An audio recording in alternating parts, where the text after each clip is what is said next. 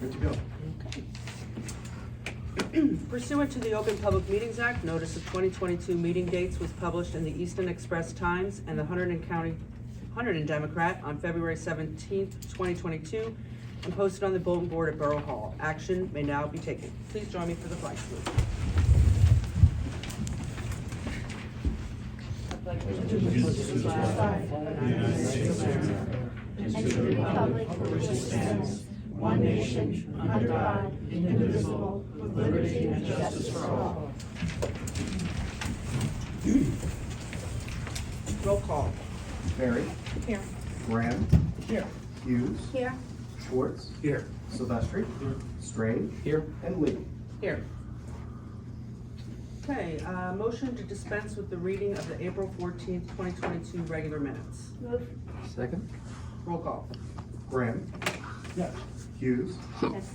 Schwartz. Yes. Silvestri. Yes. Strange. Yes. And Fair. Yes. Motion to approve the April 14th, 2022 regular minutes. Move. Second. Roll call. Graham. Yes. Hughes. After 8:15 when I was here. You actually can vote on the entire minutes under Robert's Rules of Order. Oh, okay. Even though, I personally think that it's, there's a question about it, but Robert's Rules of Order says you can do it because you're trusting the rest of the council members that it's accurate. Well, I'll abstain from that. Schwartz. Yes. Silvestri. Yes. Strange. Yes. And Fair. Yes.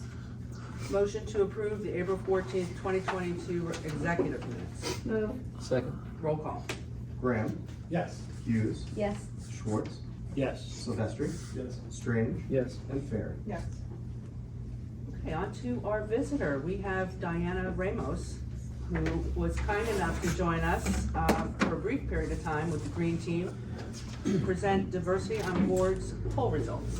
Just the background, she sent this poll out, or we sent this poll out to all of our committee liaisons and hope to gain insight on the diversity on each of our committees.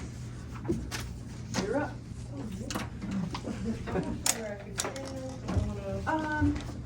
Wherever you're comfortable. We can hear you at the microphone. Oh, yeah. It'll record. There you go. And then you can see the screen too. Yeah, perfect, yeah. Alright, hi everyone. Like Mayor Lee said, I'm Diana Ramos, and I'm here to talk about the diversity on commissions and boards at Hybrid. Next slide, please.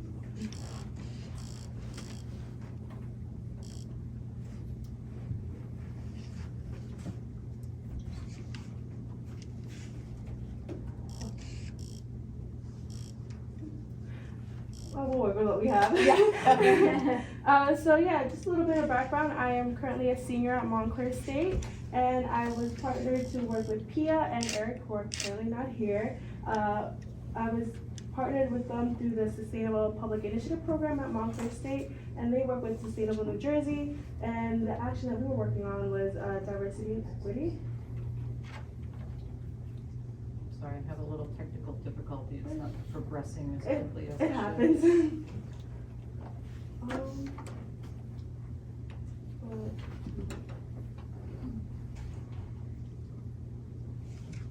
I can just explain to you guys what Sustainable New Jersey is and what they do. So Sustainable New Jersey is a program that works with the communities throughout New Jersey and municipalities, and they ensure that we have the proper tools, training, and resources to ensure that we move towards a more sustainable New Jersey. And you're thinking, all right, what does that mean? And when you think of sustainability, most of the time we think of the environment or environmental issues, but it's more than that. It's actually ensuring that we provide the resources now in the present for the future generations. And so really what that means is that we want to ensure that we provide the future generations with economic, social, and environmental resources so they can thrive throughout their future generations, and we provide a better world for them. I'm sorry, it's just not working right Yeah, now. no problem. Restart it. I'll just continue more about why that's important to Hybrid. Well, you guys are actually, if you didn't know, you're a certified municipality by Sustainable New Jersey.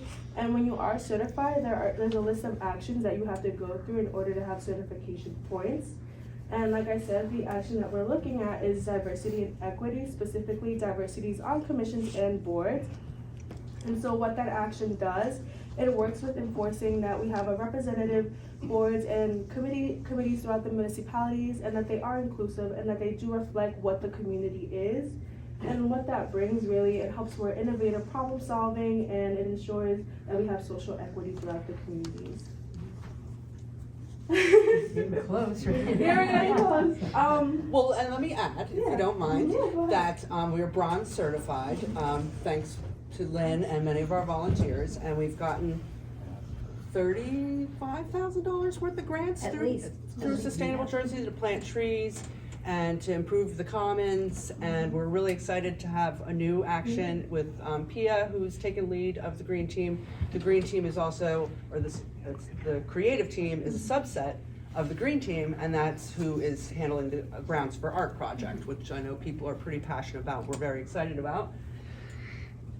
But yeah, I mean, I'll just continue on. We'll get through when we get there, you know. You don't have a hard copy printed out. I don't actually. Always have a backup. Always. Do, on my phone, Oh. a hard copy of the presentation.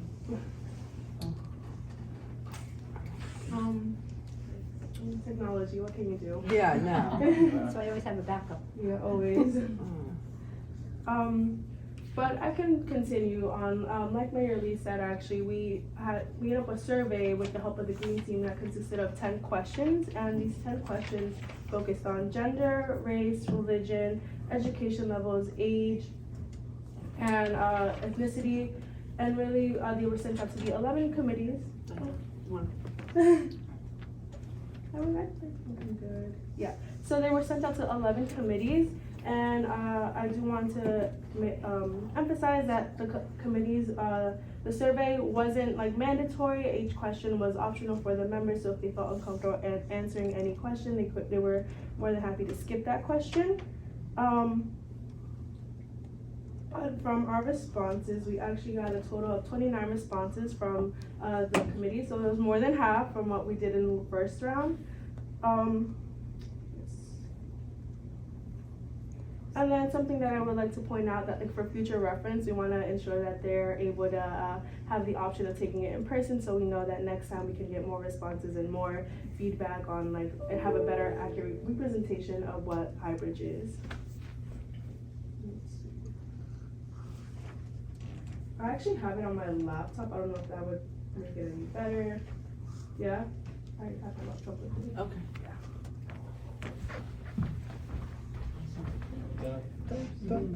Yeah. We just an excerpt of your book.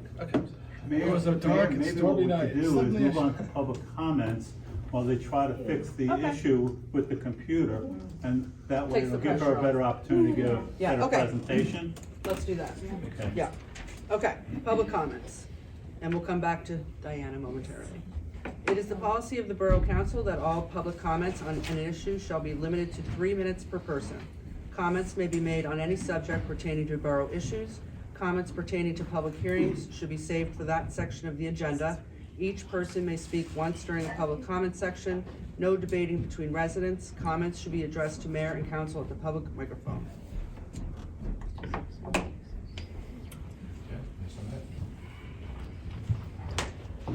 Doug Walker, Sylvan Road. I had sent a letter to the council about Hart Street. I had an opportunity, I attended the meeting on the 6th when we were talking about the project, and then I also had an opportunity on the 23rd to go out and talk to the residents.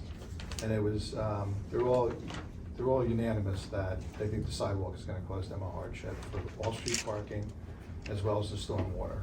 So, and then there's other issues that have happened. You don't have the grass strip between the curb and the sidewalk, so when we plow the streets, it's gonna throw all that snow on the sidewalk, it's very difficult to maintain. But they definitely want their road reconstructed, but they don't want the sidewalk. Lynn had a great idea that she shared with one of the residents about painting a bike, walking strip up the side. And so I talked to some people, and they said that it is possible to repoint, sometimes it is possible to repoint that grant money to another sidewalk in another part of town that may be more friendly to the residents, what they have going on. But the folks are very upset about losing their off-street parking, and it will be very narrow.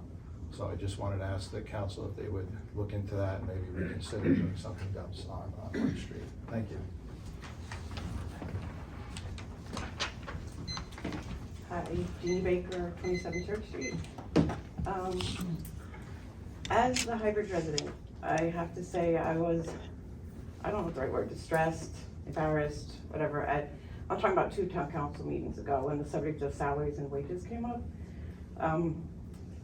Somebody had mentioned that subject that usually just passes without any discussion, but it came up, and I think Councilman Schwartz had some questions about the details of it, and it was questions that Bonnie could have answered in a meeting or in an email or a phone call. I think you had meetings about the budget and the salaries ahead of time, and it just, I don't know, it came across to me like almost like a political stunt, and it was embarrassing, and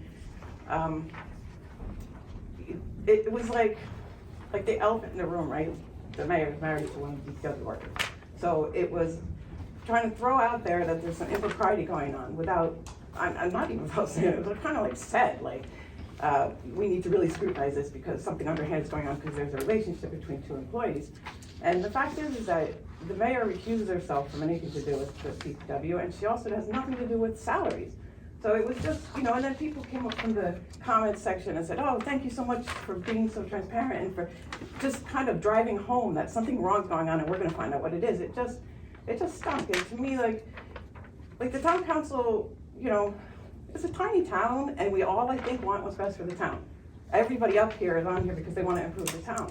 So it was very upsetting to me, I just have to say that. And apparently, it resulted in a really sad ending with that employee in question leaving and a huge loss to Highbridge because we are already down in that department, and I can attest, was a guy that went way above and beyond call of duty all the time. So I'm just here to express my frustration that we are behaving this way. Thank you.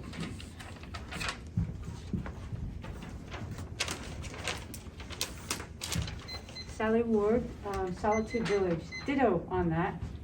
And as I said, but couldn't be heard because the air conditioner was drowning me out last time. The most transparent we've ever been has begun since our Mayor Lee started this and the videoing of all of these meetings so that everybody could hear everything in the comfort of their own home.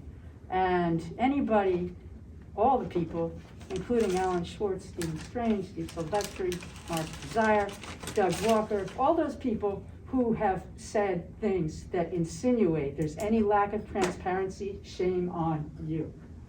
Now, what I have to say is hummingbirds are here, and we need to put the feeders out and change the food in them every 2 to 3 days.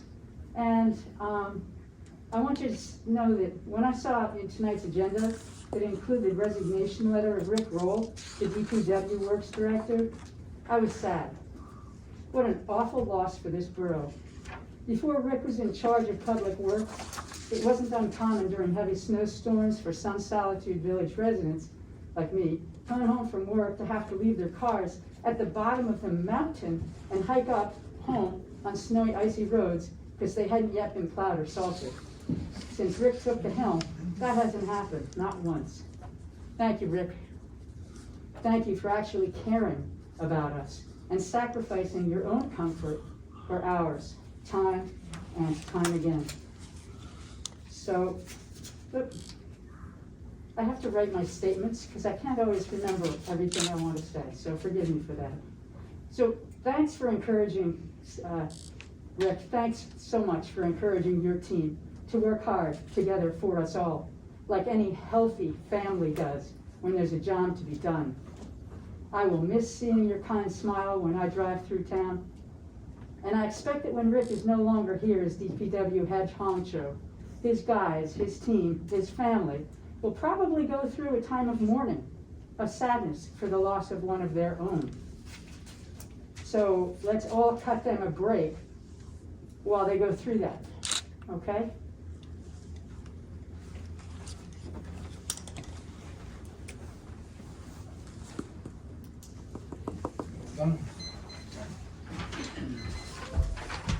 Good evening, Pablo Delgado, 90 Degree Circle. So I wanted to take this opportunity to thank the DPW, Rick Roll included, and the rest of the crew that showed up for the game opener, for the home season opener, I meant, for the middle school baseball team about 2 weeks ago. They completely redid the infield, as we had talked about. We worked together to keep it, and now as the parents have been following up, we're keeping the field going forward, the infield particularly kind of in shape. I wanted to thank them for that. I know that we had talked about doing that work, and they came through, and the kids were very much pleased with seeing the field looking presentable for their game opener. Other than that, I would just like to say I'm not sure why exactly Rick Roll resigned. I think he's been doing a great job. Like I said here, with the support he did for us. I will say, I was one of the folks that commented last time about transparency. I hope that that's not the reason why Rick resigned. I think we deserve to have transparency, particularly after last fall. Chapter 48 and a couple other things we sort of done sort of out of the blue and without enough discussion, at least particularly people that raised a concern with what was happening. And coming up again, there's no reason why it should just be open and discussed in terms of, I don't know that the question was around particularly Rick's salary, it was more about the compensation. So I think transparency is good, and I hope that's no reason why he resigned. I'm assuming that was my time off, that bleeping or whatever it was? No. Oh. Then, You got a minute? Come on down. I got a minute 20. I heard something. I figured it was time up. The other piece I wanted to ask or just mention, I don't know if it's on the agenda today, but on the last planning board meeting, we approved a farmers market, or at least we gave approval to move forward with the farmers market update. There was one item that we talked after the meeting, sort of just clarifying some things that I thought maybe the council want to know about, which had to do with the time that a farmer's market could be installed in town. And it sounded like the way it was written, the intention was to have it so it could only be up to 6 months of the year, a farmer's market in town. But it's based on instances that the farmer's market could occur. And there's not a clear definition, at least in the ordinance, of what an instance constitutes. So it doesn't say an instance is one weekend, it doesn't say anything. So you could have somebody come in technically, if they want to be smart aleck, and set up shop for an entire week, and then just keep on not taking down the farmer's market and just continue on. And the intent of the council was to have 6 months of the year farmer's market. There might be a loophole there that I think we were kind of thinking about after the meeting. So something to think about if that's your intent, to kind of limit the farmer's market to 6 months of the year. And it says 26 times per calendar year. Well, this is part of the public hearing tonight, so I think we Yeah. should save that discussion. Interesting. Doesn't That's not gonna happen. Diana, are you ready? Yeah. Okay. I think we're up to speed now, so I apologize. Yeah, take two. We can go back to the responses. Keep going or go backwards? The going forward, yes, to the responses. One more.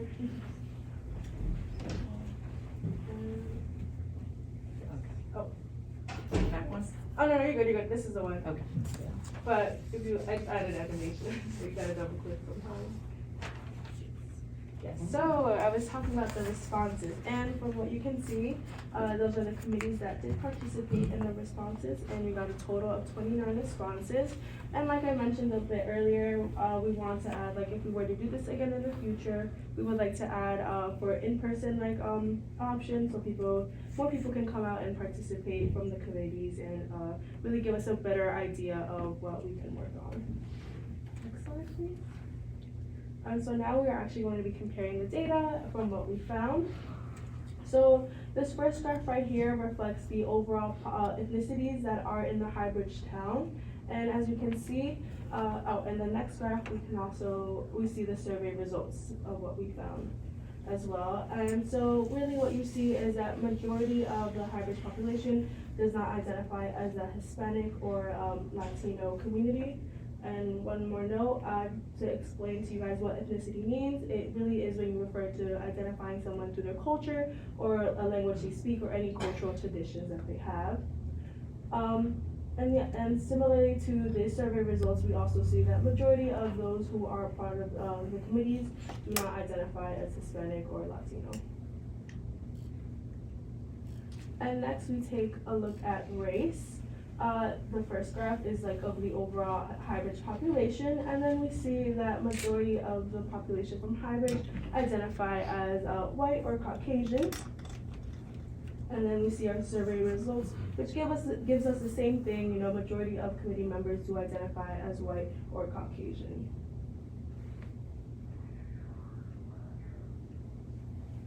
And next we have our age groups. So the first graph divides up all of the age groups that are in Highbridge. I would like to note that our graph did not start from 0 to 17. We started at 18, as that's when people are of age and can participate within like their committees. And so we actually found that the two big age groups that are in the Highbridge population are of 40 to 49 and 50 to 59.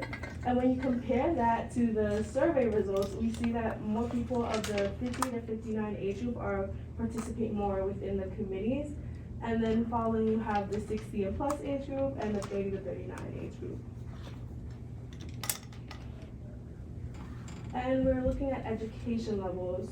So what we found is that the Highbridge population has a majority of high school or equivalent degree, as well as a bachelor's degree. And then when you look at the survey results, we also see that majority of the committee members hold a bachelor's degree.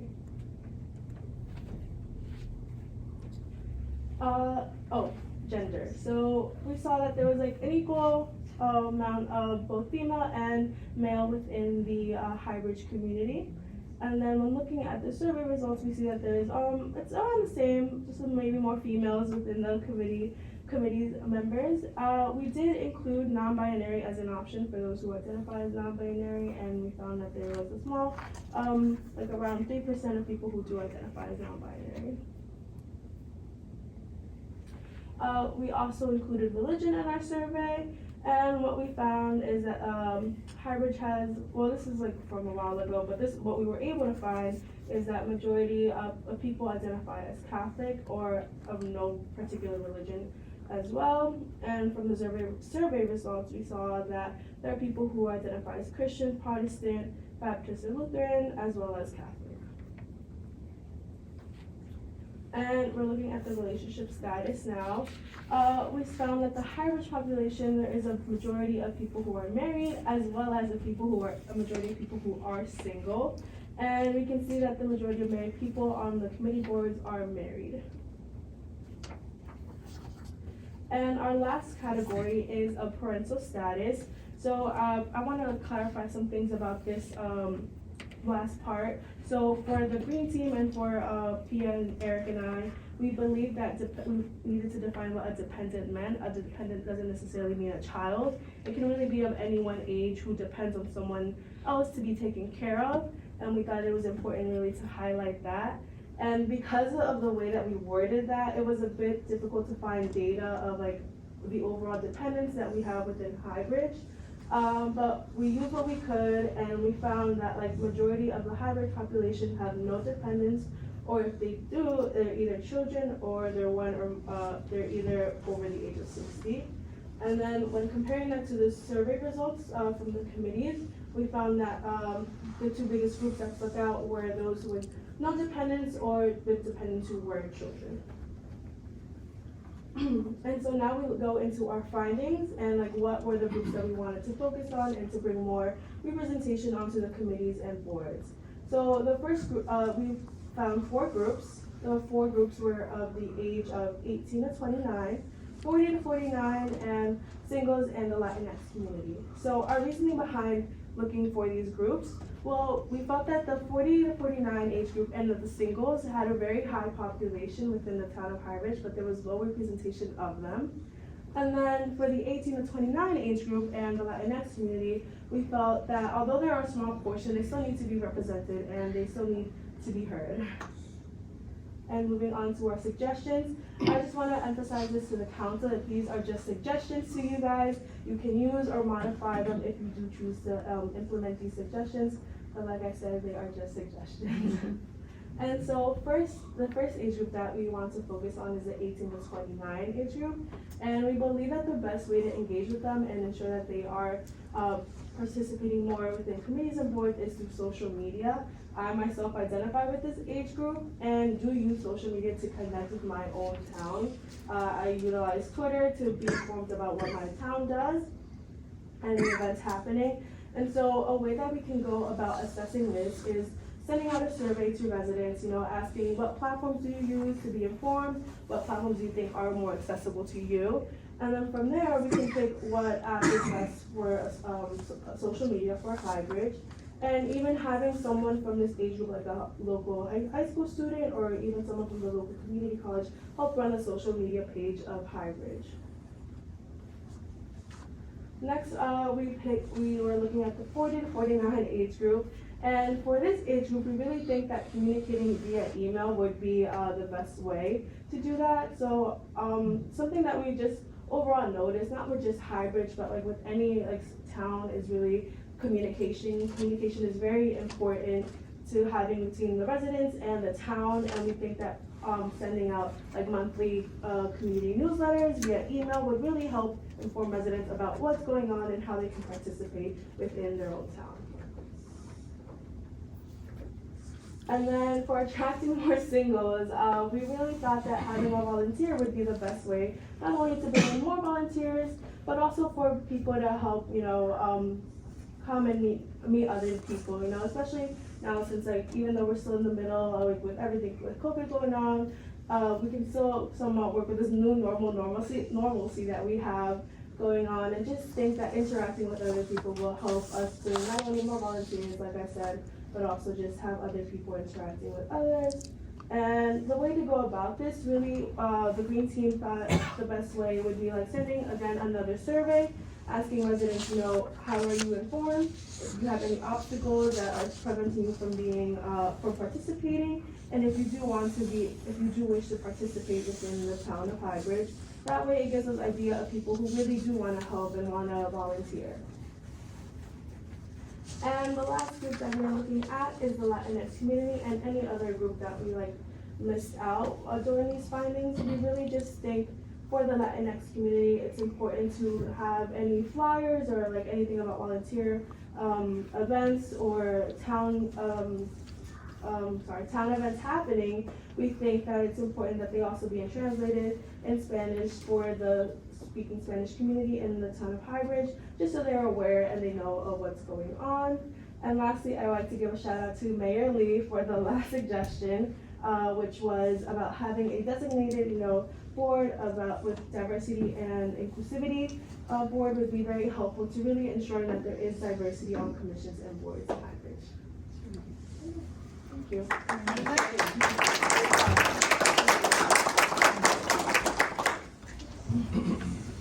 Questions that we could ask?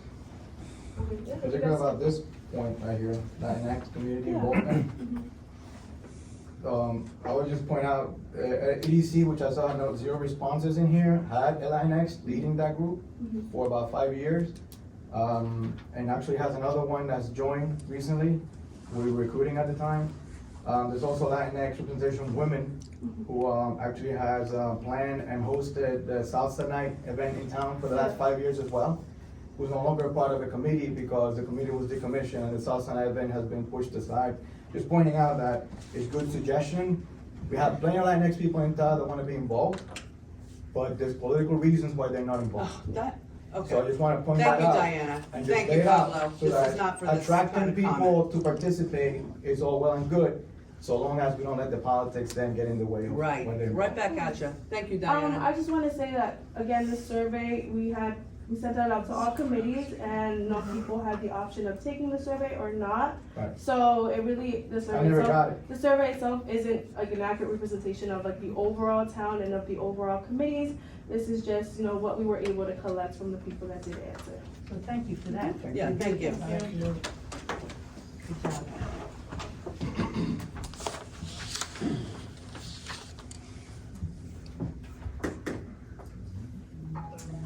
On to public hearings. Ordinance 2022-0112.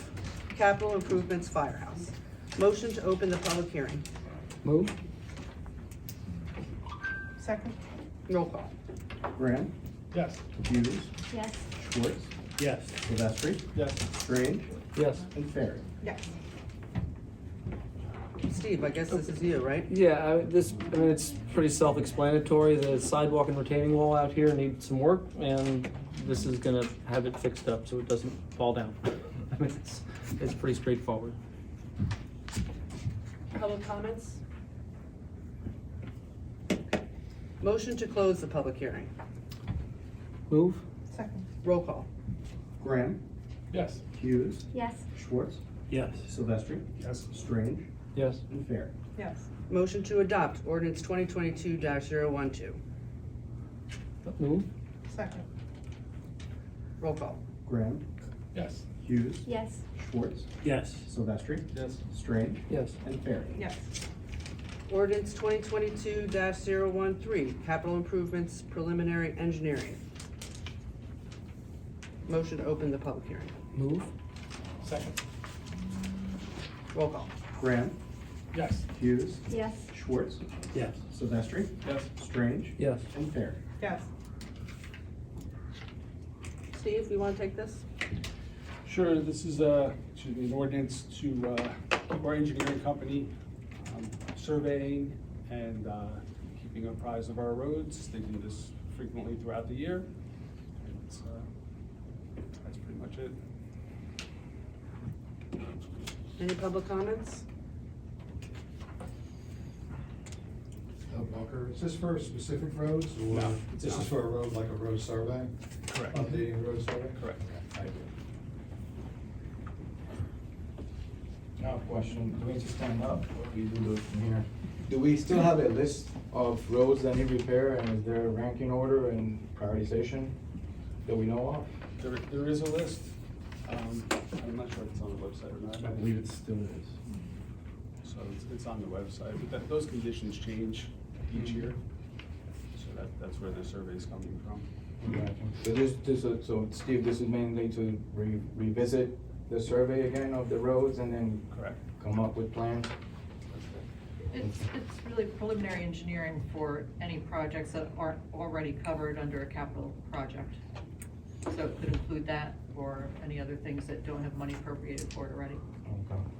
This Hickory Circle, I just want to point out, it's falling apart. I've been talking about that for a few years. I know there's few residents in there, so it's not a particular area of focus, but it probably was paved by the developer originally in 1970, whenever it was, and that's the original pavement that's there, and it's falling apart.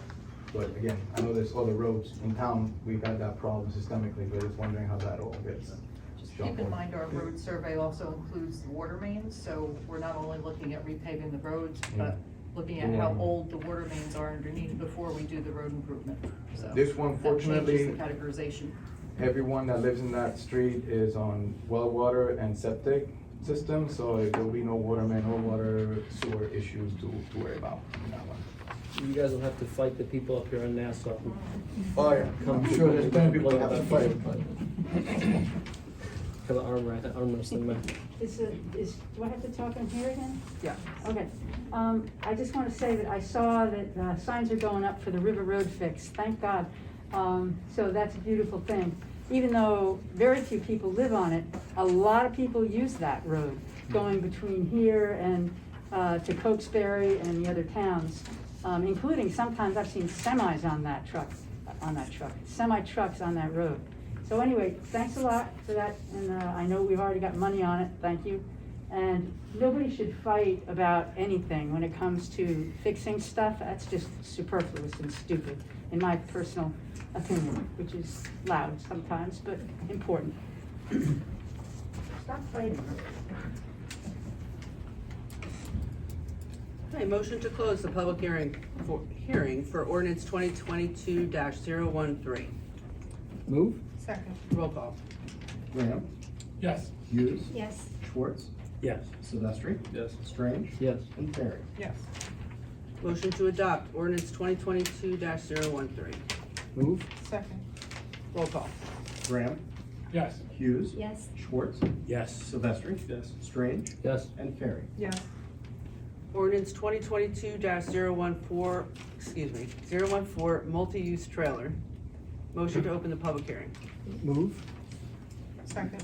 Roll call. Graham, Yes. Hughes. Yes. Schwartz, Yes. Silvestri, Yes. Strange, Yes. and Fair. Yes.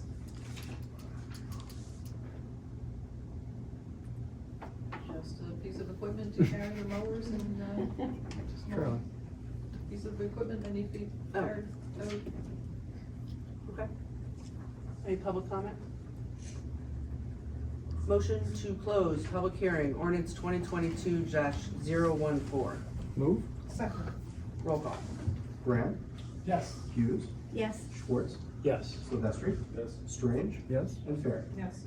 Motion to adopt ordinance 2022-014. Move. Second. Roll call.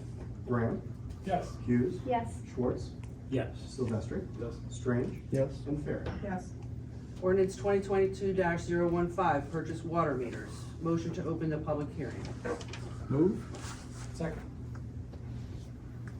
Roll call. Graham, Yes. Hughes, Yes. Schwartz, Yes. Silvestri, Yes. Strange, Yes. and Fair. Yes.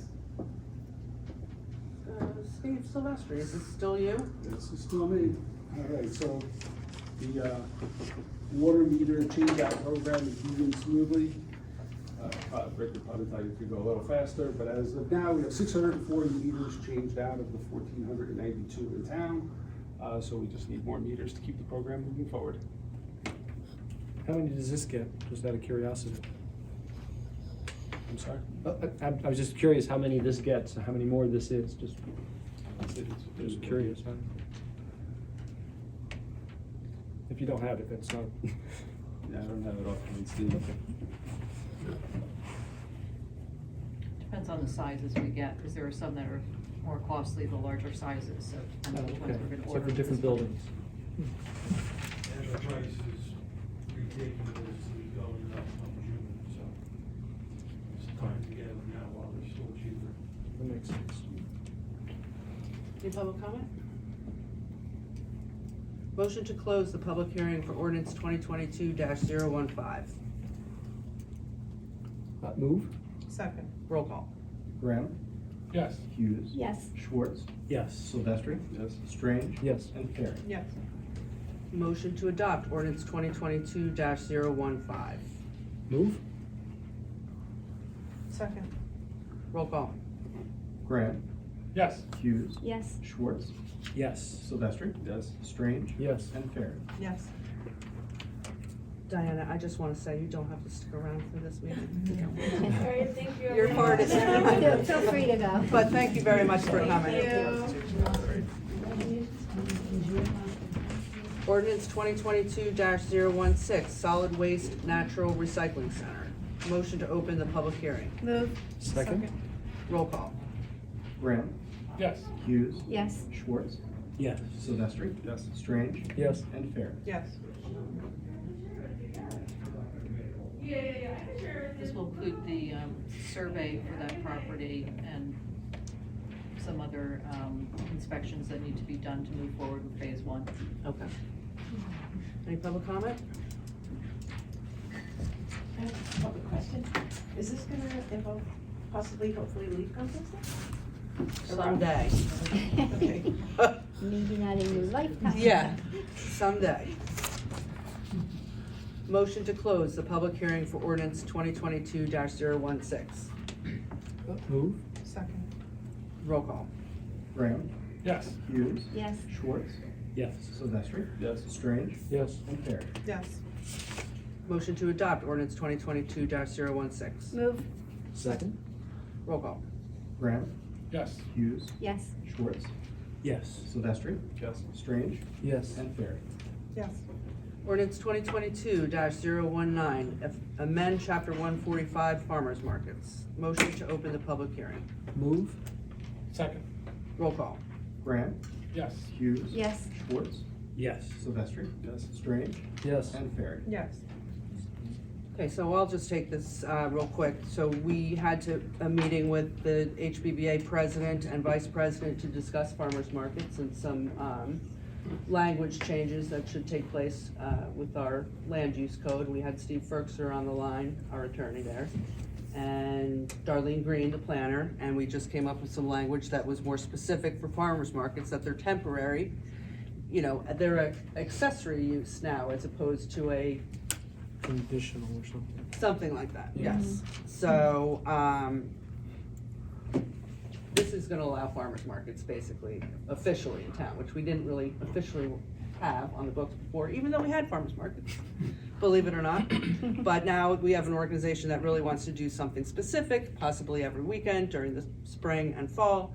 And, you know, maybe they're not the only one, but this makes that happen, so.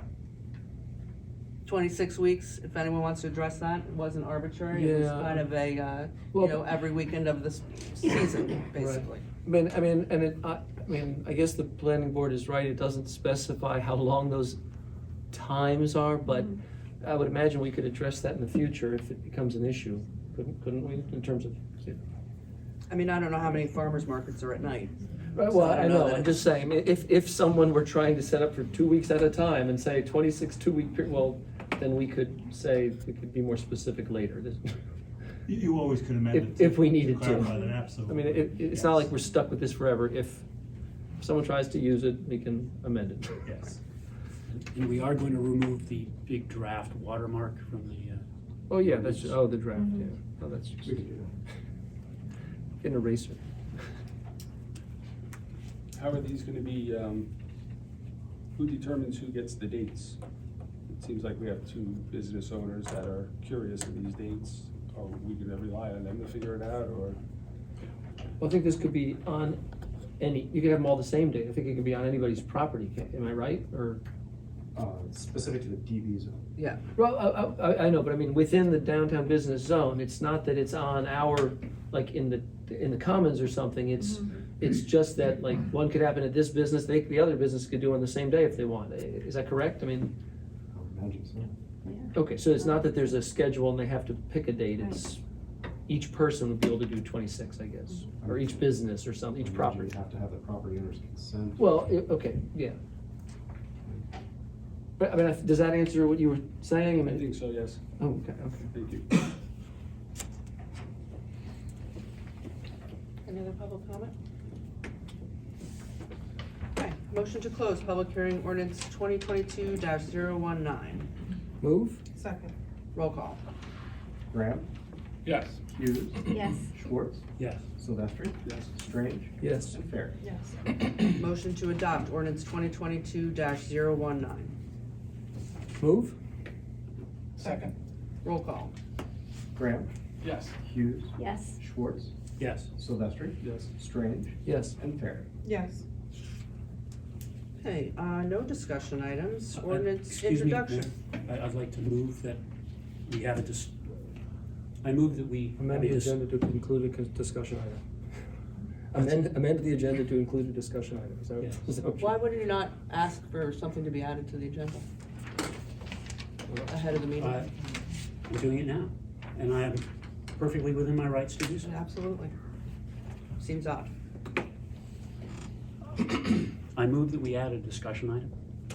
A discussion item concerning the hiring of an independent company or entity to assess the cost of retiree healthcare benefits.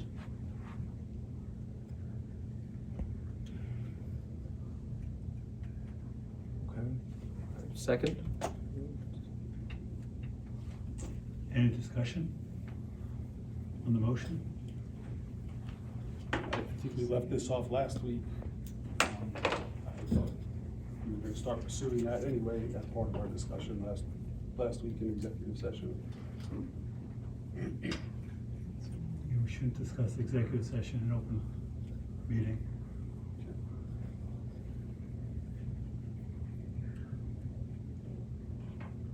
So how do we move forward with this? Clearly, chapter 48 retiree benefits are still a concern. Like many people in the public, speaking for myself, I don't feel it was presented in an open way last year. A lot of residents had questions and concerns about it that weren't answered. I still hear that there are over requests that aren't filed or been fulfilled because of this. I think when we talk about transparency and an ever-ending increasing tax situation for the residents on that topic, I think we should understand what we're getting involved in. So here's the funny thing, Yes. talking about politics. Again, someone could have asked us about this before the meeting, but we actually have a quote, $9,000 for the study, okay? $9,000. Their numbers are not, hold on. Their numbers are not gonna be any different than the numbers we've already had from two separate people. So anyway, if we wanna keep talking about this, yes, but let's make it an open discussion and bring in the schools. Because you know, and I know, we've asked them to do a study about same types of things. So if we're gonna talk about one study, expensive May study. I suggest, we're gonna go into the merits of what the councilman wants to discuss and add to the agenda. But- Maybe we should vote whether or not to add this as a discussion item before we get into a full discussion about the item. Well, I don't get a vote, I would vote no. Because let's act like adults for a change. You wanna force something on the agenda, we were open to that idea. Again, you're the one that did not wanna come back and discuss it. You wanna make it Excuse this me. whole big public thing. I didn't want to come back and discuss You it. did not. When was this? I've been It's been open to open since discussing last this year. every meeting. We've been talking about it since last year. Shouldn't we vote as to whether or Yes, not to please, discuss let's- it before we discuss it? Okay, I mean, maybe Should we we make a don't, vote? as a body, want to roll discuss it call. with it. and Yes, that's as the- a body, do we wanna discuss this right now? The roll calls. Graham, I do not. Hughes, No, Schwartz, Yes, I do. Silvestri, Yes. Strange, Yeah, I guess I'm always open to discussion. Ferry. Yeah. Okay. Motion passes. I believe it is, The quote we got so far is $9,000. $9,000. I'm not sure, I have not seen the quote, I'm not sure all of it Well- includes. I have not been provided that information. I would Even when you appreciate it get if the did. information, you Excuse me? ignore it. I have not received the information, I can't ignore it. Discuss. Oh my goodness. I believe we need to put together the costs for retiree healthcare benefits for the program we have currently approved. I think that we should also have the company that we hire to assess retiree healthcare benefits to look at alternative programs other than the one that is approved. The program that we have right now, I would call it a platinum plated program. It's direct 10, 100% paid by the borough. It's a very expensive program. There are alternatives to that. Direct, talking about state health benefit programs. There are direct 15, there's direct 20, there's direct 30 that are much less costly to the borough. There are also alternatives that we can have the company look at with regards to percentage of the amount that the borough pays for healthcare. Right now, the way it's has passed, Chapter 48, the borough pays 100%. The school doesn't pay 100%. We don't pay for the police department 100%. I believe the police, we pay for 80% of their retiree healthcare benefits. But I would like that to be part of the discussion or part of the assessment, looking at different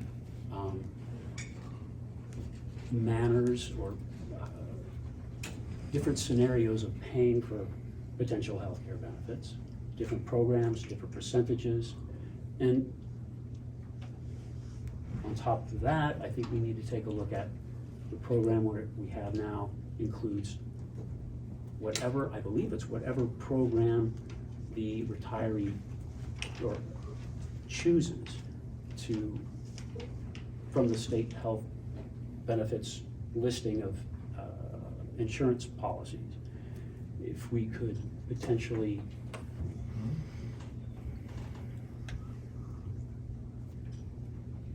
focus those on, like, the retiree and spouse, as opposed to retiree family or retiree only. There's a lot of different scenarios that we could have the company look for that could potentially reduce the cost.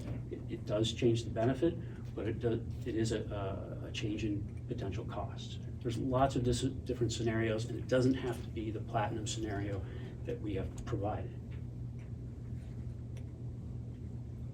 But $9,000 is my concern, to Well- just have somebody look at it, like, Repeat the same numbers that we already But have. they aren't the that's how I same. feel. The Don't we need numbers- to have a subcommittee of us? that- And maybe we need to do the legwork and figure out things and then talk to people and survey towns similar size and talk, rather is than what we did spending talk about doing. $9,000. Less than 2 weeks ago, there are a lot of items on everyone's plate that it didn't make the agenda for this week. And that's why I asked that it be discussed, because I didn't see it on the agenda.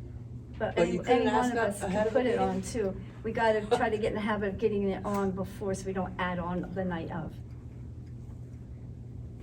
Well, Chris Zappa there would were, say. there were items that I saw added to the agenda. It might have been today, it might have been yesterday, with regards to later on, the hiring of a person down for the DPW. Typically, we don't hear people complain about that. This is something that we have discussed, that we wanted to talk about. It didn't get on the agenda. I wanted it on the agenda. But then you could have put it like, Yes. it behooves all of us to get it on early if it's, you know. I understand. And my apologies for not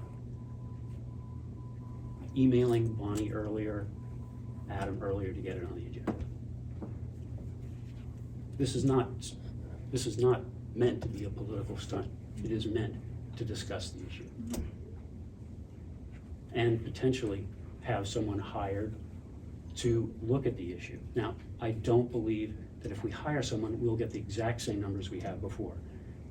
The numbers we had before were provided by Bonnie, and they were for one scenario only, 100% paid by the borough. There were a few scenarios on there. There were. There will.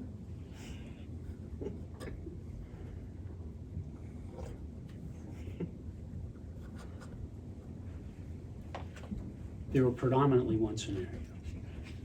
And utilizing one particular type of healthcare benefit. I think whether we do the legwork ourselves or we hire someone else to do it, it needs to be done. I mean, I would agree, it's obviously always worth looking at things Absolutely. and continue. I mean, But not $9,000. well, if- and maybe eventually we would decide 9,000 was something that was worth, but I would certainly be willing to move toward, as you suggested, Lynn, a subcommittee that's gonna Yeah, sit and- down and make us do look some at of the work options. first, so. I mean, that's pretty typical, like I said, typical negotiations for the board or whoever to come up with a group that looks at things and then presents them and, and gets argued with or whatever. Again, that's something we did discuss doing, negotiating Yeah, and that's- last year.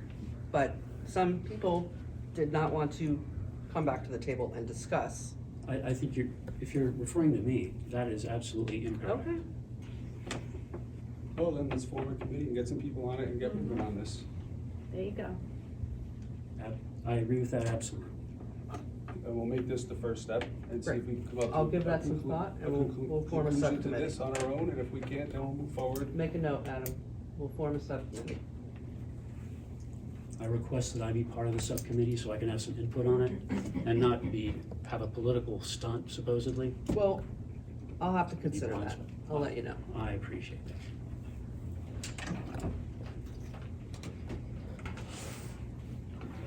Any other discussion here from anybody? Natalie? No, I think that's the way we should move forward. I mean, it keeps on coming up. I think it's something we need to address, and like Steve said, it's the first step. Let's do it. Yep. Okay, introduction of ordinances. Ordinance 2022-020, traffic safety equipment and security cameras and devices. Motion to introduce. Move? Second. Roll call. Graham, Yes. Hughes. Yes. Schwartz, Yes. Silvestri. Yes. Strange Yes. and Ferry. Yes. Ordinance 2022-020 shall be published in the Express Times and in the Hunterdon County Democrat, along with the public hearing date of May 12th, 2022. On to the consent agenda. Does anyone want to take anything out? Hughes had something to amend, the resolution Oh, wording. yeah, is it on yeah, just to note the word state instead of stage for the location on resolution 127 for the open container borough events exists. So we just need a motion to change that one word before we vote on the consent agenda, Mayor. I'll make the motion to correct the typo. Second. Roll call.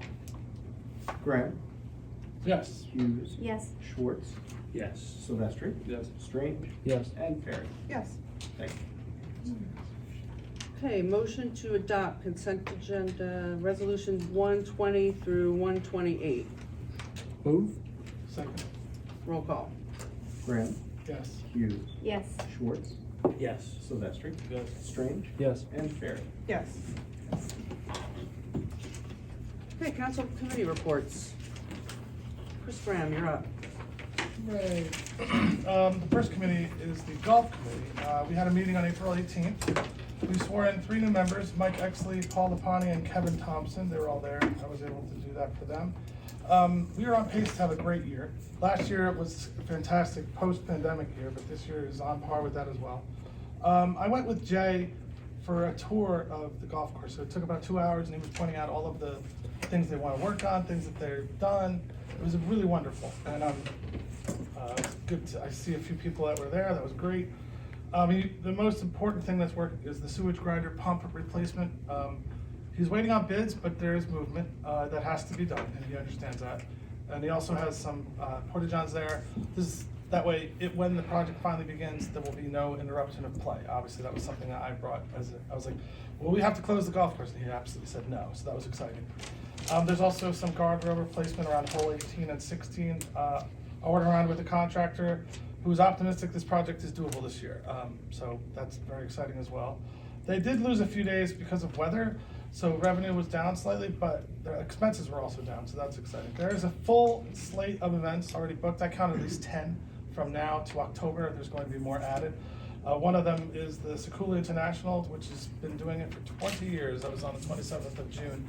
I have a personal attachment to this because I knew him, and he was in Califon. It was very sad. I know the family, and so this is great. It had been postponed because of Corona. Now we're back, and it's going to be better than it's ever been. So that's very personally exciting for me. And on May 10th, there's a Group 4 North 2 Section Championship. So a bunch of high school kids who really play this game at a high level, people who are not me, are going to play the game, and I may go out and watch and be like, you guys are great. How old are you, 17? I'm sick to my stomach right now. So that was great. The meeting we have are getting tidier and more complete. So that was, I believe that was all I had for the golf. That was just great. Moving forward, it's going to be an amazing year. Every report I give is going to be even better. The next thing I have is finance committee. This is very much like when an accountant works from January to April 15th, and then after that, there's not much going on. But the 2022 budget was adopted March 31st, and it was submitted ahead of the deadline of April 29th. The second quarter tax payments are due May 1st, and if you were eligible for the homestead rebate for 2018, you should have received an adjusted bill, which I did, so I know that that's a real thing. And second quarter utility bills will be mailed tomorrow, and they will be due May 31st. There is one other item I wanted to talk about. I had a meeting, I was invited to tour the police station with Chief Bartman and Congressman Silvestri and Councilman Schwartz. Councilman. That's always that will always be the hope. Just project. Yes, that was what's called a Freudian slip. In any case, we all went together on the morning of April 16th. Chief Bartman invited us all and took us on a well-guided tour of the police station. What followed the next 3 hours was nothing short of amazing, as we were all led through the inner workings of what it is to be an officer within the Highbridge Police Department. Chief Bartman, with Detective Matt Laser and Officer Brian Chips, began with an impressive explanation of what tools are available both through the state of New Jersey as well as through Highbridge for the officers to use to keep us all safe. For a program that he has in place to safely discard of prescription medicine, to constant training and upgrading of equipment, to the relentless work that Chief Bartman does to keep in and maintain virtually every single piece of equipment we have. And I was really wildly impressed with every officer's endless dedication to run this department like a well-oiled machine. In retrospect, I can easily see that that's the way that they would do it. They would not have it any other way. And while I could certainly regale you with endless examples of how efficient and resourceful the department is and was shown to be, I will simply say the words cannot express the gratitude that I have, both as a citizen of Highbridge and as a councilman.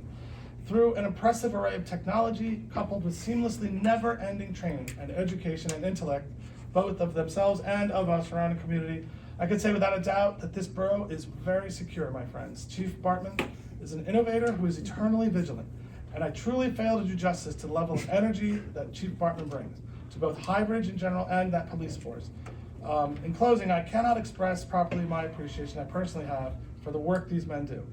Indeed, we are more than fortunate to have them as our protector and our ally. And they always stand as the first line of defense in every single way. The level of professionalism, coupled with their extensive training and watchfulness, should put all of us at ease in every sense of the word. I am both proud and awed by what they do to bring the borough of Highbridge and to protect them as they perform their duties at the highest level. Thank you truly for the great work they do. That was just an impressive everything. I just enjoyed that very much. So I just want to put that on the record because it's important to know that they do a very good job. And I encourage everyone to engage him because he is more than happy to explain how that police department functions at a very high level. I believe that is it. You really set that home. Thank you, Chris. I was just, can I tell you how blown away I was? It's like what was the fan, you know, Okay, moving on. Those were agree. It was a good tour. Natalie, you're up. Okay, so Historical Committee update for April. The committee continues working with the Historic Preservation Specialist, Dennis Bertland, on the application to have Solitude House listed on the state and national register of historic places. The committee is wrapping up the work with Dennis's partner, Patricia Millen, to complete the strategic plan for long-term use of the Solitude House and grounds. As a result of the meetings between the Historical Committee, Dennis Bertland and his colleagues' suggestions for additional progress and success with fundraising was provided. The committee is proud to announce we have established a 501c3 nonprofit organization that will aid us in raising funds for Solitude House and the borough's historic sites. Thank you to all who have already contributed to our new nonprofit organization, the Solitude Heritage Association. All donations to Solitude Heritage Association are tax deductible. If you would like to make a contribution, please email history@highbridge.org for further information. The Preservation Subcommittee maintains contact with Eclectic Architecture. The firm is planning the reconstruction of the Solitude House west side porch. The borough was awarded $44,500 in historic preservation grant from Hunterdon County in July of 2021 to rebuild the porch. Unfortunately, the construction world has been faced with unanticipated delays, so the latest update for the bidding documents is that they will be complete for municipal review the second week of May and go out to bid in May with a final completion of construction in early fall. The Historical Committee has proudly submitted the 2022 New Jersey Historic Trust Grant to help cover the architectural costs for the north two-story porch restoration project of Solitude House. The success of this grant and the grant that was submitted to the county in March depends not only on the work completed by the Historical Committee, but from the support and efforts contributed by our community. We'd like to extend a big thank you to Adam Young and Bonnie Fleming for all of your help with these grants. We are also grateful to all who volunteered, contributed to our restoration and fundraising efforts over the last year. There's a great deal of physical labor that must be completed in preparation for events that contribute to the success for our fundraising. And without this, the work from our committee members and our dedicated volunteers, we would not be as successful with our mission, vision, and fundraising for the Solitude property. We look forward to hosting many events at Solitude House in 2022 to continue with our restoration projects. The committee hosted its first murder mystery party of the year at Solitude House on Saturday, April 23rd. The party was a great success, attracting guests from Highbridge and surrounding towns who fell in love with Solitude House and have already reached out to volunteer with future projects and offer donations. Thank you to the party's host and to all guests who attended. We are also pleased to announce that local restaurant Juniper Hill and one of our biggest supporters, the Hilltop Deli, have teamed up with the historical committee to provide catering for the murder mystery parties. Please visit our Facebook page, Highbridge History, for recent event photos and information on booking a party.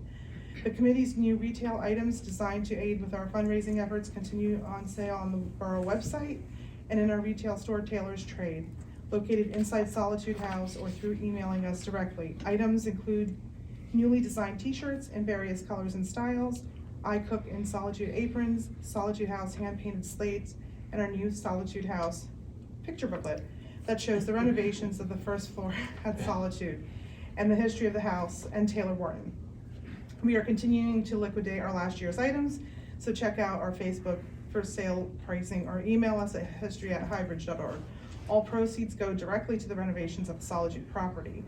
Committee members began painting and remodeling of the second floor of Solitude House at the end of last year, and cosmetic remodeling and restoration continues. The second floor reveal and tour is scheduled for July 31st, 2022 at our second annual Jazz Brunch. We have received several emails from community members looking to help, so thank you to all who are interested and those who already have been to Solitude to assist with the restoration projects. Anyone interested in volunteering for a restoration project or help at fundraising event, please email history@highbridge.org. Last year, psychic medium Deborah DeRosa donated her time to host a psychic event at Solitude House. It was very well attended and guests have requested her return. We are pleased to announce that Deborah has offered to donate her time again, and we will be hosting our second psychic event at Solitude House Saturday, May 14th at 4 p.m. This was a very successful fundraising event, and we thank all who attended last year. Tickets are now on sale. Please check our Facebook page for event information or email history@highbridge.org for details.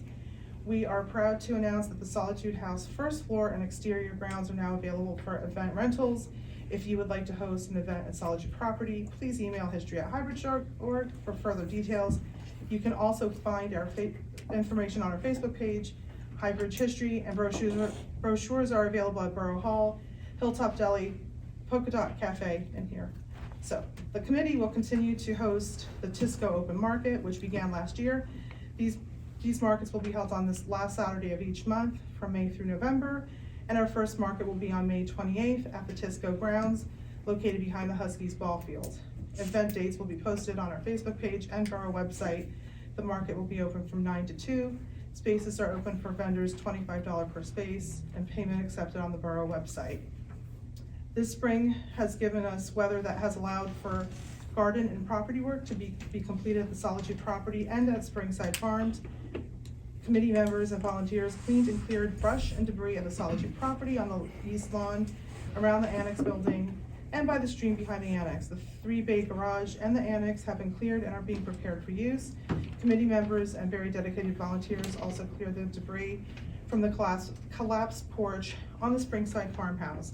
This property is now being prepared for use in collaboration with the NJDEP and Green Acres. Thank you to all who have helped with these major property cleanups. And thanks to all for the fundraising events and community support. Repair of the Solitude stone wall and driveway will begin in the summer. And we owe this tremendous accomplishment to our committee, our local and distant community members, the borough, and to our local businesses who have helped support our fundraising efforts. Thank you so much. And also this Saturday, Morning with the Mayor will be held from 9 a.m. to 11 a.m. and it is being hosted by the Historical Committee. So come by for a nice free breakfast, a look at Solitude House, and a chat with the mayor. So thank you, Mayor. And that's all. Okay. Councilman Schwartz. Yes, as the educational liaison, I have been remotely attending the Highbridge Board of Education meetings. Over the last several meetings, I would say the most significant event that has occurred has been the introduction and passing of the 2022-23 budget for $10.3 million, which includes a 2% increase to the local tax levy, which equates to approximately $33 per household, average home, per year. And this is in spite of losing $310,000 in state funding. And the budget presentation is available on the school website. Have you spoken with them any further about the new regionalization law that would pay for that grant, I have not. that would pay for that study? I have not. Councilman Silvestri. This month's DPW water utility report. Progress is still being made on both water and sewer upgrades to infrastructure and buildings. Potholes have been ongoing this year, being filled with blacktop. They will have a new list of roads that will be addressed next week. Brush pickup started this week and will be completed tomorrow. The week of May 23rd and June 20th will be the next time for brush collection until the fall season. Just a reminder that cut tree limbs and tree trunks are not considered brush. 3-inch diameter is the max, and they are not to be tied together. Bagged leaves and brush have still been working out very nicely, with an average of 100 bags being collected each week. Back to this 3-inch, guys have spent up to 45 minutes removing the brush from people's logs in their front yards.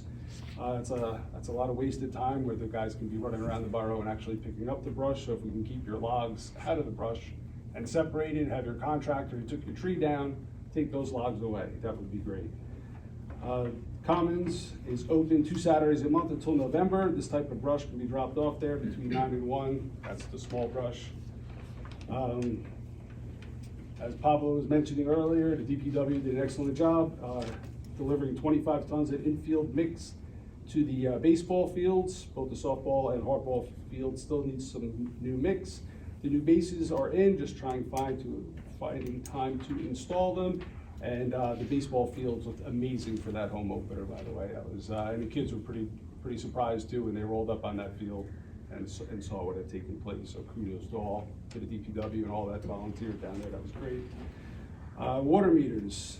If you want your water meter replaced, leave a message. Please be patient. They will call back and schedule an appointment to have your water meter replaced.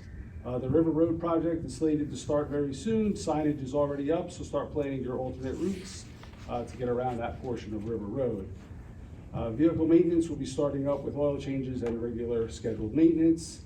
If any residents want compost or wood chips, please email or call the DPW. 2 weeks ago, there was a fog incident. This is fats, oils, and greases. There was a sewer clog that our DPW had to attend to. Disposable wipes seem to be the biggest culprit. So when those disposable wipes hit the sewer, they're collecting the fog, fats, oils, and greases and causing these blockages. So if you could please stop putting those wipes, there's a picture, those wipes in the sewer, that would be fantastic for all of us and take a lot of pressure off the DPW. And just let me add that in every newsletter, the Environmental Commission has a thing about that. And even though they say they're flushable, they're not. And they just clog up, and we've been doing this for years, and people still put these in. And it's just too much time for DPW to spend cleaning out something that could have been avoided. And on a side personal note, I've had the pleasure of working with Rick for about 4.5 months now. I've learned a lot about DPW and water utility. It was quite interesting. He gave me a wonderful tour. I'm really sorry to see him go, but I understand his decision. I think the borough will miss him for quite a while. So thank you, Rick. Councilman Strange. Okay, I'll start with special events. The last meeting was actually a good little bit ago. I want to say it was late. No, I think it was very early April, so we're coming up on another meeting. Anyway, it was prior to the Easter egg hunt. There was discussions about the logistics of that. It was then delayed, but eventually it went well, and the kids had fun collecting eggs with stuff in them. The other discussion item was scheduling of various bands and other dates throughout the year. I believe just this meeting, we just approved adding, the dates were there for the concerts, but adding the actual band names. Sweet Fanny Adams on July 2nd, Michael, I believe this is correct, Geeter Band on the July 9th, and Gearbox on July 23rd, all 6 to 10, although Sweet Fanny Adams might be going earlier. I've heard that they sometimes want to, as a part of their concert, have barbecue or something, so they may be, I don't think that's something that we would be dealing with, the events committee would be dealing with this, but the band may approach us with that idea. We'll see how that goes, I don't know. Yeah, we should, because last year it was a little bit of an embarrassing situation. Okay. We just mention it to Adam, because. Well, and that's what I said they need to get on that. If they want to do that, if this band is into that kind of thing, then they need to Yes. approach town hall and with their plan or whatever they want to do We'll ahead just of let time. Sal know to make sure that doesn't. Yeah, oh yeah, He that's what I for told him. sure remembers. Yeah, I mean, that's what I told him. So I don't have any information as to what they've done, but that they did, I was told that that's something they like to do, whatever. I don't think I've ever heard that band. We've CB also, Radio. what's that? CB Radio. Oh, it's the same band? Oh, okay, well then I have heard Same them. guy. We just got a better, different name, okay. And then we also changed our, it looked like the meeting dates have been moved to the second Wednesday of the month now, so I guess this will be upcoming earlier, or no, yeah, I think it was late March, so this will be now early in May, second Wednesday in May for this upcoming month and the next few, so that looks like it'll work. That would be events, I don't think there's anything else. Rec committee, I got 2 sets of notes here. The dog park, there was some discussion about cutting down trees and whether or not to do that. It looks like at the moment they want to not cut down those trees. That there is some discussion as to looking at whether some do. Obviously there are white ash trees out there that, you know, could be a safety hazard, but then there are other trees dropping walnuts and other, so they're trying to kind of assess which trees are which as the leaves come out, and then that will come to the environmental commission. yeah, I mean, before any trees are cut. I mean, I guess, I mean, the procedure would be, I guess, to, Environmental Commission. yeah, I mean, I If think the they're- town if hall, I they're think is where it has to healthy- be. Well, it goes to Allison, but if Right. they're healthy trees, then it comes to us, because we can offer suggestions. Oh, yeah, okay, but I'm just, I think there's a permit, I don't know, the permit or something from town hall as well, so, but right now, they're not looking to cut any down, they just want to assess them and decide which ones might need to be cut down and whether they, you know, whether branches could be trimmed or something or whatever, but that's kind of put on hold until they really get a sense of which ones are still alive. If no leaves come out, they're not alive, I guess is the theory there. Rudy is now, I guess, the contact person. Rudy Alvarez has been switched to the contact person for that that group. There were no, at that point during the meeting, there were no bike park or commons updates, but I understand there has been a recent meeting between Avid Trails and some of the other people involved in the flow trails and pump track and whatnot with town hall to discuss, or not, with the engineers to discuss the possibility of fixing them up or improving them, whatever. I wasn't able to be at that, but hopefully I'll get a report at the next meeting and be able to share that the next time. In terms of summer rec, after a hiatus of, I guess it was 2020 and now 2021, because of COVID stuff, we have an attempt to try to bring back summer rec, but unfortunately there was a lack of candidates. We really needed to have a certain number of people to be directors and co-directors and whatnot, and I think we're suffering through the difficulty of starting the program back up, and so we did not have enough people to fill those positions, and so I think we're not going to be doing summer rec this summer again. Hopefully by next summer we'll have everything cleared and straightened and figured out, and we can get that program back up and running, because I know it was a favorite thing for many kids. There was a trail cleanup, and it was expanded to also be a river tributary cleanup, not the full river, I guess, on the 23rd of April.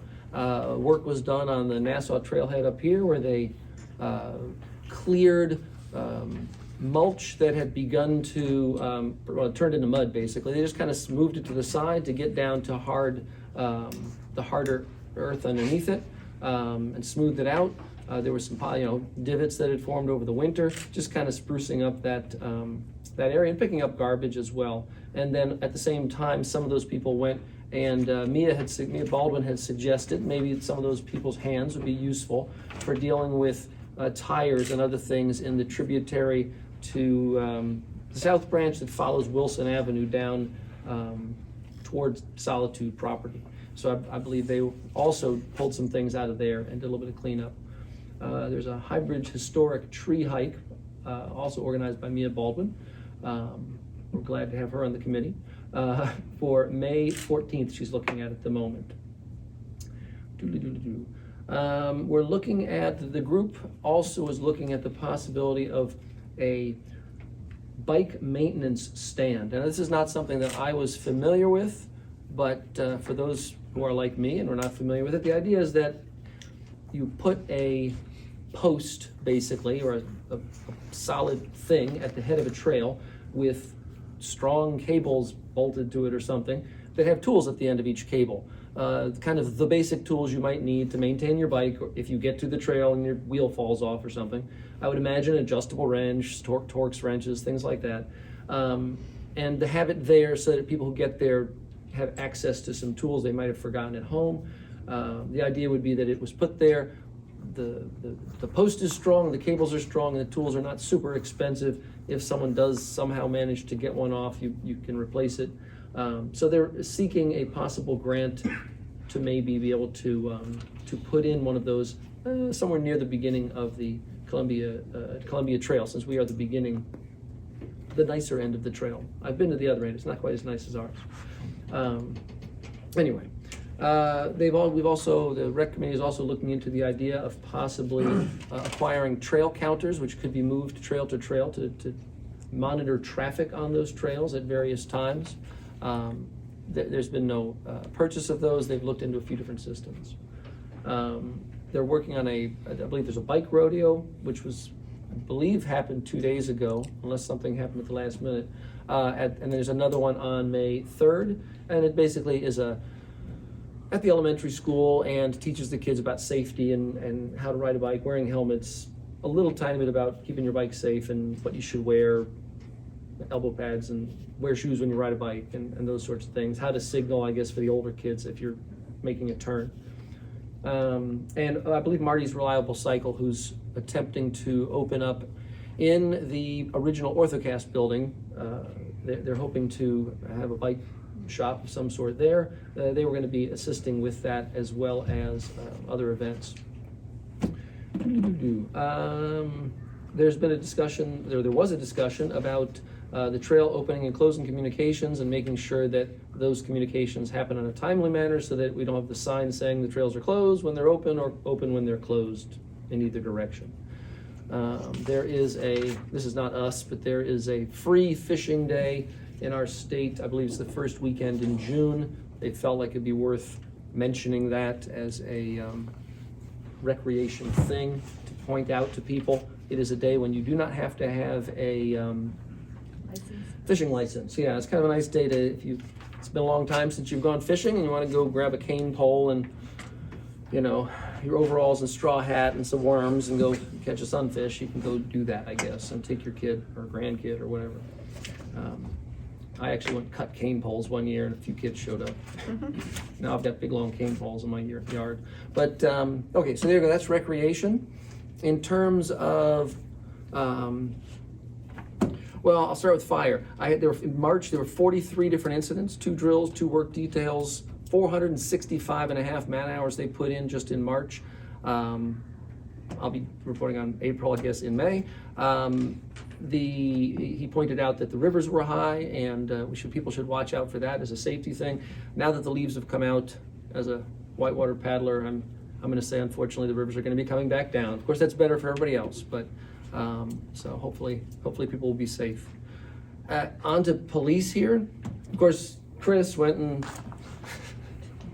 nothing I'm going to say is going to sound great now, although I've been pretty much saying that for the last few years. There were 2 crashes, 142 vehicle stops, 923 total calls in March.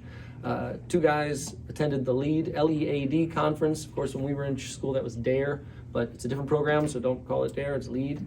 And there's 1 lead instructor course that one of our guys completed, 8 hazmat, 8 hazard communication, and 8 bloodborne pathogen trainings. 8 guys completed those, and 3 completed their firearms qualifications. And the only other 2 things I've got are one other example that thankfully Chris didn't say, so I get to say it. Last time I spoke to Chief Bartman, he pointed out a new program that I've never heard of, which I think is a good example of how he's always looking to do a good job. A program by which cops understand that when they pull someone over, if that person is on the autistic spectrum, they're driving, and have certain things like flashing lights, for example, that are a problem and can cause them to have trouble communicating or whatever it happens to be. That they have a blue folder that is in their car, and that when the cop can see that, I think it's in the back window, or they hand it to them, and it explains in a very organized, standardized way exactly what the issues are, so that they can then communicate in a useful way with that person, and not do things that will exacerbate the situation, but instead will communicate what they have to communicate in a way that will de-escalate and help that person, while at the same time, of course, I'm sure, letting them know what they should have been doing. And I don't know if he's shaving his head again for St. Baldrick's Day like he did the one year. Well, probably not. But anyway, so that's about it, I believe. Events. Anything from South Branch? South Branch Emergency Services. I have not gotten a report from them for this last month. Aren't we supposed to have I get think together again? I think I will. What I'll do is, because now it isn't. It was originally Highbridge Emergency Services, and it was a format for how they would, send information. And I'm not sure who within their organization they've identified to send that on. So I'll contact. When we had that committee, when we were getting ready to join, Right. we said we would follow up and have it Yeah, this and year in I- meetings, and we haven't. Yeah, it came up again recently when we were adjusting one of the other ordinances, so definitely let's follow. Yeah, up I with think them. I'll find out who it is from them. That Maybe they aren't aware. I don't know. They should have someone that's sending us information. So Right. I'll contact them. Okay, for environmental, tomorrow is Arbor Day. It's the 150th anniversary of Arbor Day. And the county always gives the school system a tree, and we don't really have a lot of places to put trees on the school property, so we always ask for the tree to go down by the ball field so we can create more shade for the baseball players and things down there. So that tree did come. And Columbia Bank also asked us this year that they wanted to do something for the 150th Arbor Day. So they're donating a tree also, and they couldn't tell us exactly what kind, but I told them for the Commons, so that will be coming at some point to celebrate Arbor Day. Electronics recycling is this Saturday from 8:30 to noon down at Union Forge Park. We had the Raritan River cleanup last Saturday, and we notice every year there's less and less litter, which is really nice to see. Moving along with phase 1 of the Commons Walkway that we're using a Sustainable Jersey grant for, and tonight we just awarded a contract to Clinton Landscape to do the stairs to go down. It's the connector from the Commons parking lot down behind Old Borough Hall to get us out onto Main Street shopping area. And sadly, we put in a new tree on the side of McDonald Street at the mini park last year, and it was just a small sapling, but it got vandalized, and somebody decided it was a good idea to snap it right off. So we'll be looking to replace that tree. And I was gonna talk about the clog again, the flushable wipes. It's just too many of those still happening, so spread the word to people about that. Thank you to Diana that was here tonight. She volunteered to work with us to do that action on diversity so that we could get more points for our Sustainable Jersey actions. Looking ahead for May 14th, which you had mentioned, Mia's running the historic tree, and it's also combined with a bird walk from 9 to noon. Sadly, in the newsletter, it said the 24th, but we will send out a PSA to make sure people know it's really the 14th. And May 21st during the yard sale, we have a seed swap day. So if you have any seeds from plants that you would like to swap out for other ones, or some seedlings or little plants, you can bring them and we can swap out with people down at the yard sale. And I want to thank Rick and DPW, because the environmental committee depends on them a lot for all of our trees, picking up our trees, digging our trees, putting them in, taking them out when they die, etc. So Rick has been always great to do that and to keep our town a tree city town. That's it. I've been working with JCP&L on the energy efficiency program to see if we can get some savings on new equipment for the police station and some other borough hall buildings. Also been looking at Comcast contracts and trying to get some savings on some renewals for that, for our internet and phone service.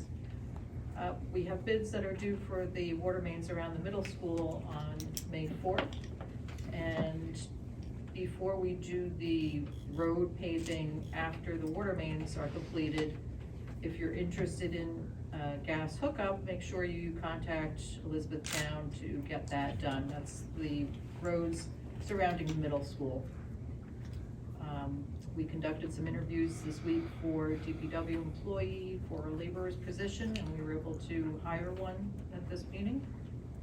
And there's also discussions taking place with Clinton Township to finish up the maintenance agreement for the Nassau Trails and to set up the planting schedule as well. So that's almost complete. And we did have an alleyway meeting again this month, and hope to have further resolution on that, and also hopefully set up another meeting in May for the next group. And that's it. I just have a couple of things. Highbridge was featured in the New Jersey Highlands annual report. We won an award for the open space and recreation plan, so that was pretty exciting. That goes out to the entire Highlands region. We also, Steve Strange did approve the last council meeting, the submission of a recreation grant to Congressman Malinowski's office and Cory Booker's office. We applied for over $500,000. We'll see. Last time we applied, we applied for over close to 400,000. We got 65. So we basically wrapped that same grant and threw it out to a couple more offices. So we're hoping that we get all the money we want for all the commons improvements we could think of, including parking and possibly expanding the pump track and lots of good things.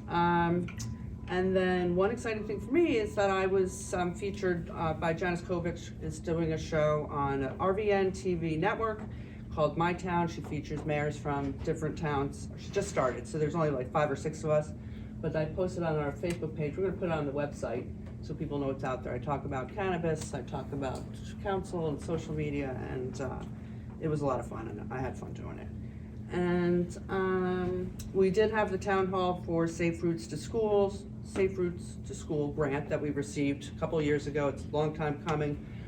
It's gonna be another couple of years in the making, so we did get some good feedback there. We're working with the engineers, and that's about it. I think that's it. Okay.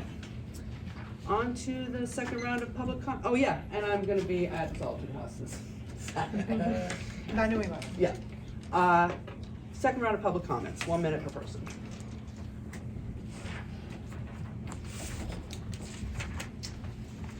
Doug Walker, Sylvan Road. Just want to thank the council and hope they continue to work on the Chapter 48 issue. I'm not sure why we can't get the information from Phoenix Advisors. The municipality paid for it. The report was used to make a decision last year. That information should be released so everybody can see it. And then I had a question on the bill list. It says reserve for healthcare benefits. What would that be for? It's $54.91. If we have the healthcare payment, it looks like above that. $54.91 is the amount that the employees pay. Okay, great. Thank you.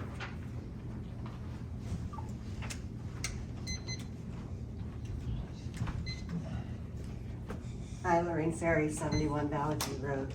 I am a 32-year resident of Highbridge, and the number of council meetings that I have attended I could probably count on one hand. That's gonna change. And that being said, I'm a big, I'm a business person and I'm a big agenda person. And I think that in the future, you know, I realize that there's gonna be times when there's gonna be emergency things that have to come up and be brought and put on the agenda. In the case of the review of retiree benefits, sir, I do not think that that was one of them. And if you don't want the appearance of political stuntery, and I'll make up that word, it would behoove you to get things on the agenda and have it on the printed agenda in advance. Thank you.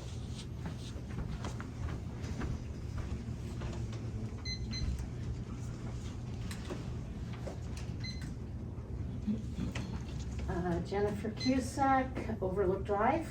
On the subject of, it was brought up with the retirement thing that there hasn't been transparency. I had to tell you, I know more about Bonnie's potential retirement at this point than I know about my own. I don't understand a lot of it, and I'm gonna be honest about that. It's very complicated and kind of confusing, and I kind of get the feeling that the mayor understands it, and it's been run by a few people. I don't really see why we need to pay $9,000, have it rerun so that it gets explained to us again, and those of us who don't really get it are still not gonna really get it, because it's not a lack of transparency. It's not a lack of enough people have gone over it. It's just complicated.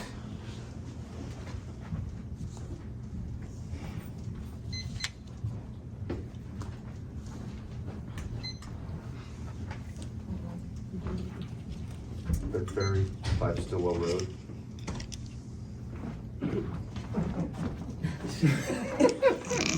I just want to say that Councilwoman Ferry is no longer scofflaw. Thank you. Scofflaw, driving without a license.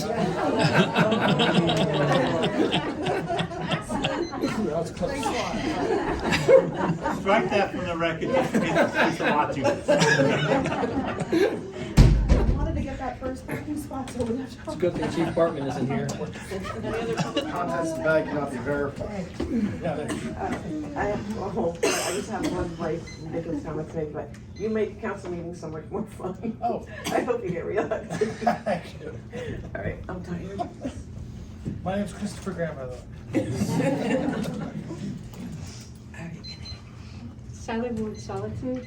I just have one thing to say, and that is that after the presentation of Ms. Ramos, which I thought was really awesome, the rude behavior of our people, our person here, towards her, saying, I didn't get that, and I this, and I, was wrong, rude. We gotta pull ourselves together and show ourselves to be better people and be better people when we have, especially, young people coming in here and trying to help us out. I mean, that was just crazy. So, just saying, thank you.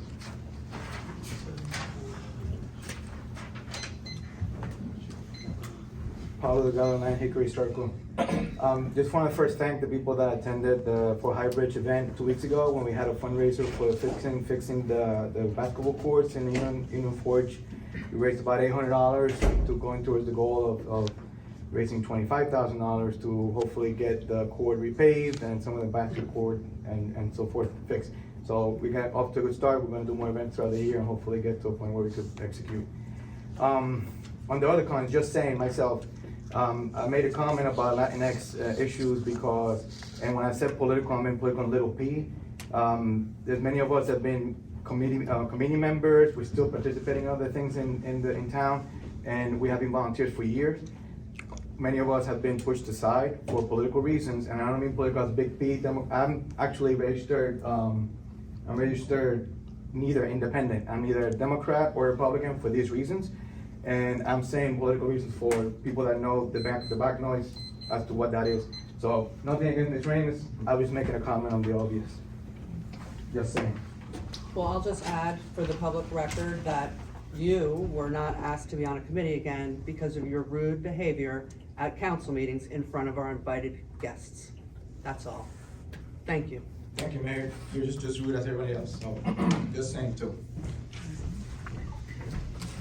Okay. Legal issues. I I'd like to say something, public comment still. Well, public comment is for the public, not for the But I'm a council. member of the public as well. No? If that's your call, Mayor, whether or not to No, allow council members that's to no. speak. Historically, council members have not spoken during public comment, but that, the mayor can make that call. No, I think we need to have I don't make that call. you and I can sit and talk about some of these things. Let's move on. Legal issues, I don't have anything to report on community. communications. Tax and Finance monthly reports for February and March, and resignation of Director of Department of Public Works letter. Okay, on to the bill list. $2,537,898.19. Motion to approve the bill list. Move. Second. Roll call. Graham, Yes. Hughes, Yes. Schwartz, Yes. Silvestri, Yes. Strange, Yes. and Ferry. Yes. Okay, if there's no further business, can I get a motion to adjourn? I would just like to say, I think we have some big shoes to fill with Rick Roll, and I would say thank you for all the years of service. And I was very surprised to see that, and yeah, we're gonna have a hard time filling those shoes. And I'm also sorry to see Rick move on. I believe it in conjunction with the DPW. He and the DPW have done a very good job in keeping our town running, our water system, our sewer system, our roads, snow removal, leaf pickup. Again, sorry to see you go, Rick. Okay, motion to adjourn. Move. Second. Roll call. Graham, Yes. Hughes, Yes. Schwartz, Yes. Silvestri, Yes. Strange, Yeah. and Ferry. Yes. Next council meeting, May 12th, 2022, 7:30, right here at the firehouse.